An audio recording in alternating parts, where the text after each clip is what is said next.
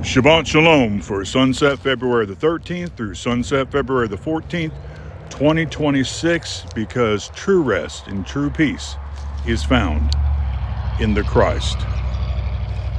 Be a faithful servant and enter into the joy of the Lord. In Matthew 25, we have this parable of the servants essentially acting as stewards that are given stewardship of 5 talents, 2 talents, 1 talent. Of course, we have the one at the end of the parable that he is not a faithful steward of this amount of wealth. It would be essentially a precious metal. Talent is about a weight of money. And he doesn't use it like he's supposed to. But the first two, they take what they're given and they use it.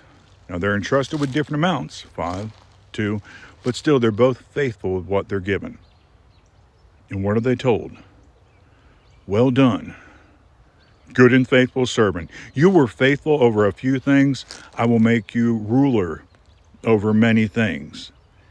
Enter into the joy of your Lord. You know, Jesus' disciples, hearing this parable, they, as Jewish men, are familiar with this cycle of 6 days that you labor, and then you have that 7th day of rest. It's like you're working towards that day of rest and recuperation, and you can have a lackadaisical, lazy week where you are not really earning that day of rest, if you would. Or you can do what you're supposed to do, labor those 6 days, and then rest on that 7th. Well, with this parable, we're looking at something that's like taking that, it's bigger. That their Lord, he's gone, but he has entrusted them with something. But those that are faithful, when he returns, they enter into his joy.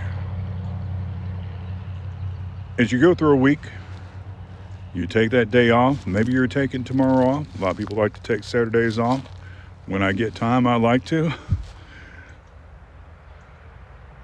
Use even that as a reminder of what, as a disciple of the Messiah, we're a part of. We've been entrusted with discipleship to the Messiah, entrusted with the gospel. We're to use that. And we're not saying that you're going to earn your salvation or something like that. That somehow you're going to deserve it. But you're faithful to him and what he's entrusted to you. When he returns, we enter into his joy. We receive that eternal home, that eternal rest with him. You have a great evening, and Shabbat Shalom.